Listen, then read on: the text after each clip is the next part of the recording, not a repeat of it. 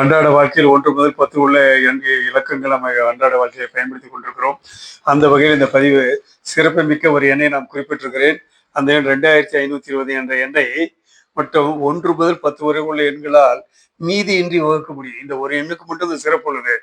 பார்த்தீங்கன்னா அட்டவணை போட்டிருக்கிறேன். 1லிருந்து 10 வரை உள்ள எண்களால் வகுக்கக்கூடிய இதை போட்டிருக்கிறேன். கொடுத்திருக்கிறேன். மீதி 0 தான் வருகிறது.